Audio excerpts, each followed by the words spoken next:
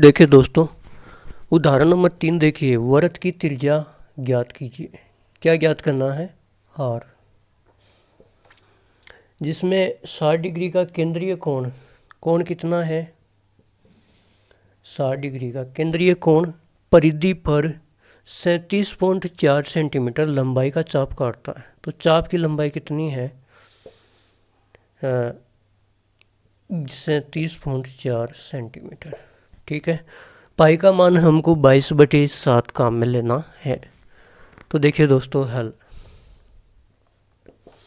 हल में हम लिख लेंगे क्या दिया है। और दिया क्या है? कोण थीटा बराबर 60 डिग्री दिया हुआ है। तो हम यहाँ से क्या करेंगे कि ये जो थीटा डिग्री में दे रखा है, इसको रेडियन में निकालने के लिए, डिग्री को रेडियन में निकालने के लिए हम क्या करते हैं, रेडियन चाहिए होता है। और रेडियन चाहिए तो पाई चाहिए, तो पाई बटा 180 से गुणा कर लेते हैं। 0 से 0 कट जाएगा, 6 दूनी 12, 36 18, तो यह आ जाएगा पाई बटे 3 रेडियन। क्या आ जाएगा? पाई बटे 3 रेडियन। ठीक है।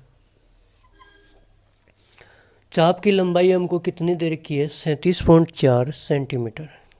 ये भी हमको दे रखा है। ठीक है ना दोस्तों। अब हम जानते हैं कि सूत्र जानते हैं ना दोस्तों, हम पहले भी बहुत बार पढ़ चुके हैं कि थीटा रेडियन बराबर होता है L/R। थीटा रेडियन बराबर होता है चाप की लंबाई बटे वृत्त की त्रिज्या। तो थीटा रेडियन हमसे पूछा गया है कि आप वृत्त की त्रिज्या ज्ञात कीजिए। तो यहाँ से R ये भाग में इसको गुणा में ले आते हैं, और ये जो थीटा रेडियन गुणा में इसको भाग में ले जाते हैं, तो L/थीटा रेडियन। अब इसके अंदर मान रख दो।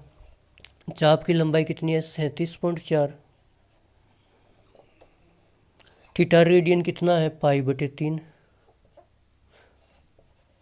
अब दोस्तों ये 37.4 नीचे पाई है, ये जो 3 भाग में है, ये उल्टा इसका रिवर्स करके, इसका प्रतिलोम करके ये 3 ऊपर आ जाएगा। इसको 3/पाई लिख सकते हैं हम, भाग को गुणा में कन्वर्ट करने के लिए। ठीक है। अब इसने क्या कहा, पाई की जगह 22/7 ले लो। तो 37.4 × 3 और नीचे 22/7, ये जो नीचे 7 आएगा ये ऊपर गुणा में आ जाएगा। ठीक है। अब देखो 11 से काटो इसको, 11 दूनो 22, इसको काटो 11 से, 11 तिया 33, 4 35 36, 3 ये 11 से नहीं कटने वाला है। ठीक है, 2 से ही काटो इसको। 2 से काटोगे तो 11, 2 एकम 2, 2 अंटे 16, 1 2 संटे 14, 18.7 आ जाएगा। ठीक है। अब इसको हम गुणा कर लेते हैं, इसका पॉइंट हटा लेते हैं। 187, एक अंक छोड़ के पॉइंट है तो नीचे एक 0 लगा लेते हैं। 7 14, 7 21 और नीचे 11। अब 187, ये कैलकुलेशन है दोस्तों, इसको आप भी कर सकते हो।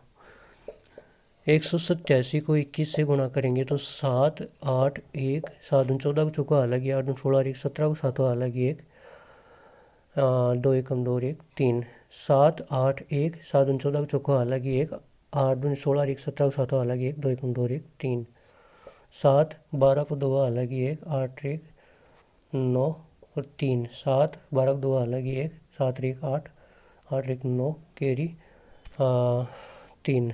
ठीक है। और इसके अंदर हम किसका भाग देंगे? 110 का भाग देंगे। ठीक है ना दोस्तों। अब देखिएगा, तो इसके अंदर हम 110 का भाग देंगे तो 11 दूनो 22, 11 तिया 33, 330, 11 चौक 44, 4 बार तो ज़्यादा चला जाएगा, तो 330 3 बार वो आ गया। यहाँ पे कितना बचा? 9। तो 6 से 9 में से 3 निकालेंगे तो कितना बचेगा? 6। ये 7 उतार लेते हैं। 11 दूनो 22, 11 तिया 33, 11 चौक 44, 11 पंडा 55, 11 छिगानी 66 तो ज़्यादा चला जाएगा, तो 11 पंडा 55, 5 बार चला गया, यहाँ पे 7 बचा, यहाँ पे 12 इधर कैरी लिया तो 12 में से 5 गया तो 7।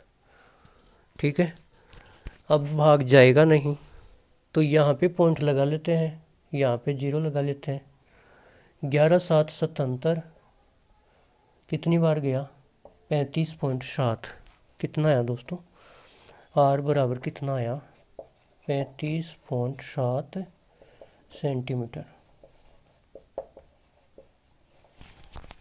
तो ये तो रफ काम है, ये कैलकुलेशन आप खुद भी कर सकते हैं। तो जनरली हमने इसमें किया क्या कि इसने पूछा कि त्रिज्या ज्ञात कीजिए, कोण दे रखा है 60 डिग्री,